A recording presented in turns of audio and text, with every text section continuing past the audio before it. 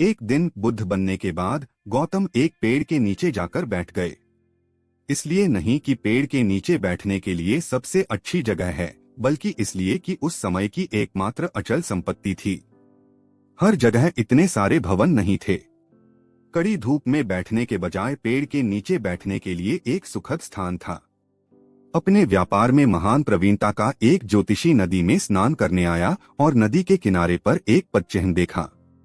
ऐसे अवलोकन हैं जिनके माध्यम से किसी के पैरों को देखकर कोई भी भविष्यवाणी कर सकता है कि वह क्या करेगा।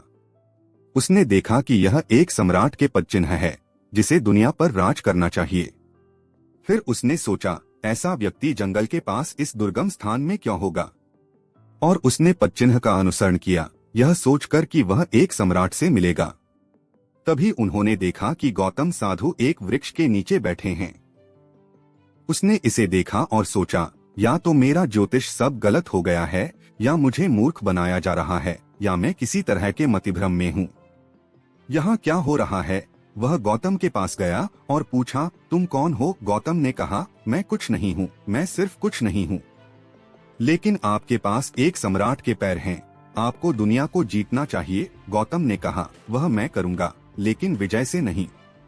आपके पास दुनिया पाने के दो तरीके हैं, या तो विजय से या समावेश से। दोनों तरह से कुछ या कोई आपका हो जाता है।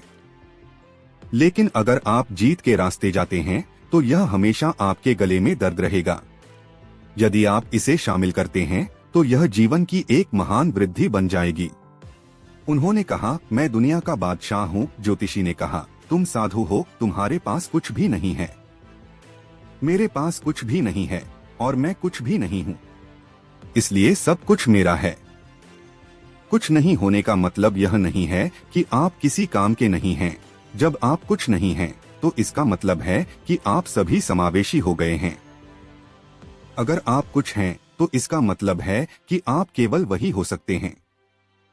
यदि आप कुछ नहीं हैं, तो आप वैसे भी हो सकते हैं जैसे आप चाहते हैं।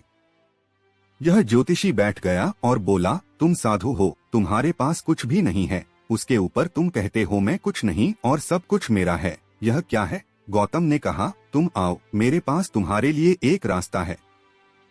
तुम जीवन की भविष्यवाणी करने में व्यस्त हो, मेरे पास एक योजना है। आप जीवन की भविष्यवाणियां करते हैं क्योंकि आप योजना बनाने में असमर्थ हैं, इसलिए आप भविष्यवाणियों से पीछे हट जाते हैं।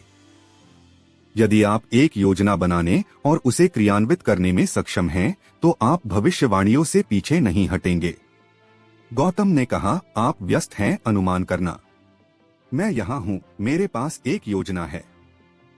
आओ मेरी योजना का हिस्सा बनो, हम कुछ और करेंगे।